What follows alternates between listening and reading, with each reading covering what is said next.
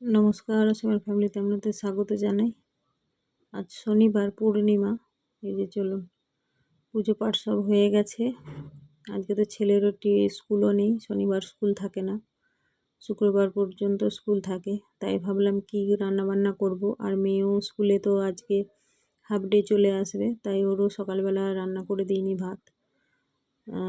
তাই ভাবলাম একটুখানি খিচুড়ি বানাই। খিচুড়ি বলতে সব সবজি ছিল, তাই ওই চাল ধুয়ে বসিয়ে দিয়েছি। আর আলুটা বড় বড় করে দিলাম, ওটা মাখা করব। মানে আলু ভাতে মাখা যেটা বলে সেটা করব, মানে ওই খিচুড়ির সঙ্গে আলু ভাতে মাখা। ওটা আমরা আগে খেতাম বাপের বাড়িতে, খুব ভালো লাগতো। তো এখানে আর আলু এমনি কেটেই দিয়ে দিই, আর মাখা আর খাওয়া হয় না। একবার করেছিলাম মনে হয়। আর মাছ ভাজার সঙ্গে অনেকবারই খিচুড়ি বানিয়েছি, মাছ ভাজার সঙ্গে টঙ্গে ইলিশ মাছের সঙ্গে। তো ভালো লাগে। কিন্তু যেহেতু আজকে পূর্ণিমা, নিরামিষ, শনিবার শনিবার আমরা সাধারণত করি না, কিন্তু যেহেতু পূর্ণিমা পড়েছে তাই ভাবলাম যে নিরামিষই খাই আর নিরামিষই বানাই। তো কয়েকদিনই তো নিরামিষ চলছিল। তো ভাবলাম কি বানাই। তো সবজি তো বাচ্চারা খায় না, খেতে চায় না। তো ভাবলাম যে এক কাজ করি, সব সেই ডাল আলাদা করে বানাতে হবে, সবজি আলাদা করে বানাতে হবে।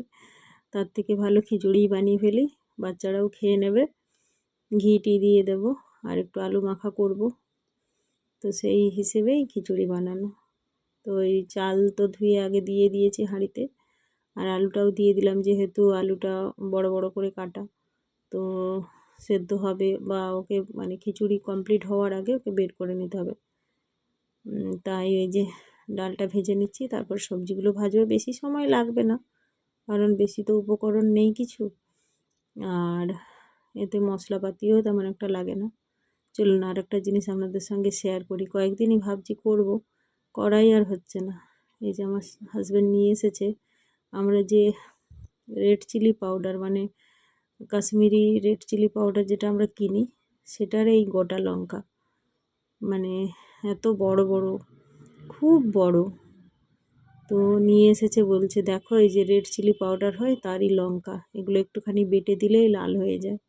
আমি বললাম তাই? বলে হ্যাঁ। তো আমি বলি ভালো। তো আজকে ভাবছি একটুখানি এটাকে বেটে তরকারির সঙ্গে দেব, দেখবো কেমন রং হয়।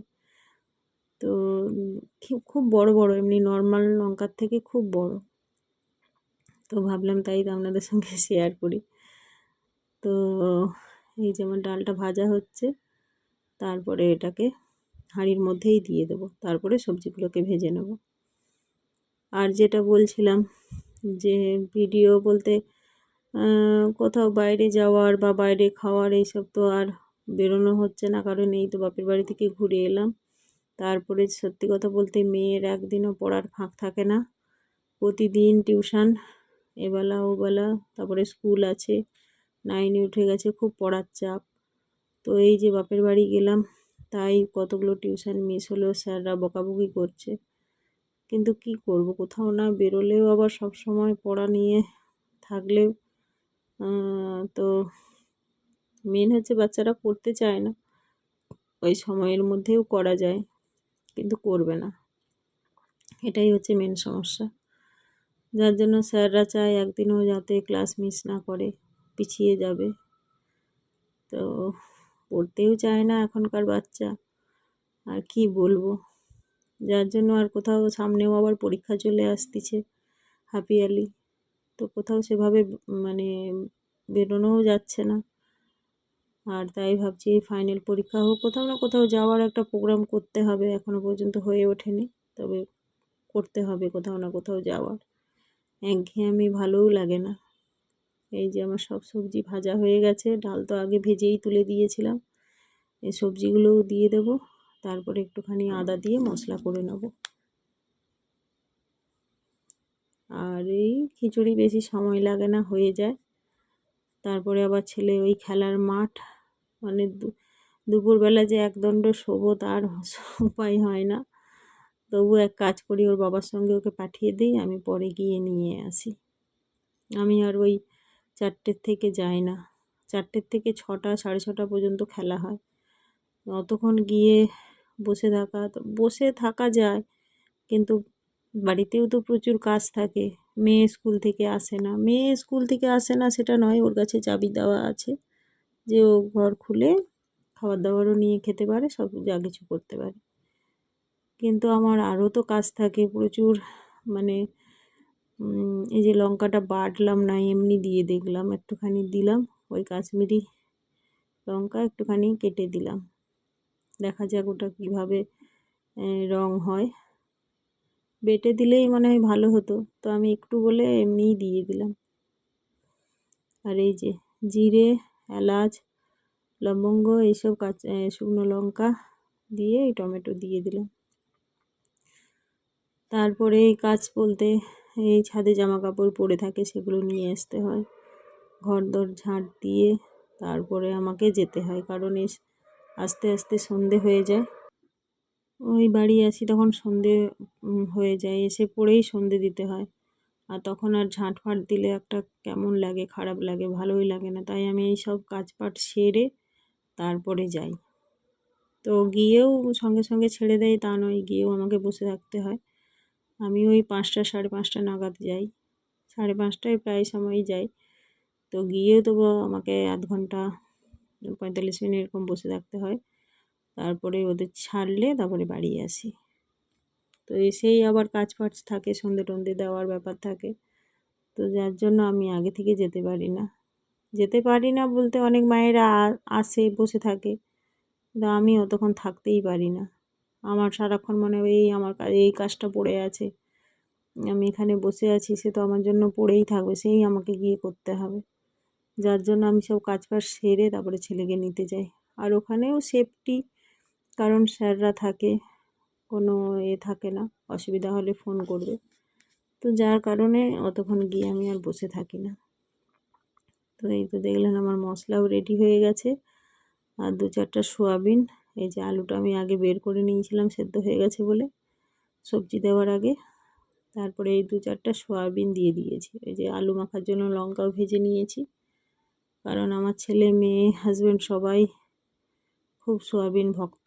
মানে সোয়াবিন হলে মানে যা কিছুতেই দেওয়া যায়। আমি অতটা পছন্দ করিনি, যে 2-4টা দিয়ে দিয়েছিলাম, আমার অতটা ভালো লাগে না। ওরা বলবে সোয়াবিন দাওনি, নিরামিষ হোক আর যাই হোক, তো যার জন্য দিয়ে দিলাম। এই যে আমার খিচুড়িও অলমোস্ট রেডি, সব সেদ্ধ হয়ে গেছে, সব ঘেঁটেও গেছে। আর একটুখানি অল্প ঘি দিয়ে দেবো, দিলেই আমার কমপ্লিট হয়ে যাবে। তো যাই হোক, আর গরম গরম খিচুড়ি, গরম গরম যে কোনো খাবারই ভালো লাগে, গরম গরম খিচুড়ি আমারও ভালো লাগে। এই যে পুরো কমপ্লিট হয়ে গেছে, গ্যাস বন্ধ করে দিয়েছি। আর এই যে একটুখানি ঘি দিয়ে দিলাম, ঘিটা মেখে নেব, মানে করে দেবো, মিশিয়ে দেবো, এতেই হবে। আর আলু মাখা, যাই হোক খাওয়াটা আর দেখালাম না। বললাম না প্রতিদিন আমাদের রান্না হয়ে যায়, কিন্তু ওর বাবা না আসলে ছেলে খেতে চায় না, যার জন্য আমরা একসঙ্গে, আর ওর বাবা খাবার দাবার দেখানো পছন্দও করে না, যার জন্য আমি দেখালাম না। পছন্দ বলতে কি, যে খাবার দাবার বানিয়েছো ঠিক আছে, দেখানোর আবার কী আছে, একটু লজ্জা পায়। তাই এই যে খেয়ে দিয়ে রেডি হয়ে বেরিয়ে পড়েছি ছেলেকে নিয়ে, কারণ ওর ঘরে টিকতে দিচ্ছে না। চলো চলো চলো, তাই বলি চলো। আর এই রাস্তায় এত কুকুর থাকে তো ভয় লাগে, একা করে তো ছাড়িই না, খুব ভয় লাগে। রাস্তায় লোকজন একদম থাকে না এই সময়টা। আর এই যে মাঠে পৌঁছে গিয়েছি, আর মাঠে সেভাবে আজকে এখনও বাচ্চা কাচ্চা সেভাবে আসেনি, অনেক তাড়াতাড়ি পৌঁছে গিয়েছি। আমি বললাম না বেলা থেকে আমি আসি না, ওর বাবা দিয়ে যায় আর আমি নিতে আসি। কিন্তু আজকে মেয়েও এলো না, ওর বাবাও তাড়াতাড়ি চলে গেছিলো দোকানে, যার কারণে আমি এলাম। তো ভাবছি আমি দিয়ে চলে যাব, কারণ অতক্ষণ বসা আমার পক্ষে সম্ভব নয়। তো আমাকে কিছুতেই মায়েরা যেতে দিল না, বলছে তুমি প্রথম থেকে আসো না, তুমি বসো, আর এই যে রান হচ্ছে বলে আমাকে যেতে দিল না। আমি বললাম ঠিক আছে আজকে তাহলে বসি, গিয়ে কাজ সারবো। আর আজকে অ্যাকচুয়ালি আসারও আমার কথা ছিল, কারণ আজকে এখানে মিটিংও ছিল, এই খেলার মাঠে মিটিং আছে। মিটিংটা যেন সে খেলার পরে হবে, তো যার জন্য আমাকে বললো তুমি আবার যাবে আবার আসবে, থাকো একবারে খেলা শেষ হয়ে মিটিং হয়ে তারপরে বাড়ি যাবে। আমি বললাম ঠিক আছে থাক, আজকে না হলে একটুখানি সময়টাই কাটাই। সময় এমনি কেটে যাবে, অনেক মায়েরা আসে, গল্প গুজব হয়, সময় কেটে যাবে, কিন্তু আমার ওই কাজ পড়ে থাকে, গিয়ে আমাকে করতে হয়। তো যাই হোক, আজকে অনেকটা কাজ সেরে এসেছি, মানে দুপুরের খাবারের বাসন কুসন ধুয়ে আর জামা কাপড়ও তুলে দিয়ে এসেছি। আর মেয়েকে বলেছি যে ঘরটা ঝাঁট দিবি। তো এই যে মিটিংও হয়ে গেল, কিছু খেলা নিয়ে আলোচনাও হয়েছিল, বাড়ি চলে এলাম, সন্ধে টন্ধে দেওয়া হয়ে গেছে। তারপরে ওর বাবা মানে দোকান থেকে ফেরার পথে বললো ফুচকা খাবে। আমি ফুচকাকে আবার কে না বলে, বলে ওই 1 প্লেট দই ফুচকা আর 2 প্লেট মনে হয় এমনি নর্মাল ফুচকা নিয়ে এলো। তাই ওই যে ফুচকা সব খেতে বসেছি। আর যাই হোক, ভালো লাগলে অবশ্যই লাইক করবেন, শেয়ার করবেন, কমেন্ট করবেন। আপনারা লাইক একদম করছেন না, জানি না কেন। যাই হোক, ভালো লাগলে অবশ্যই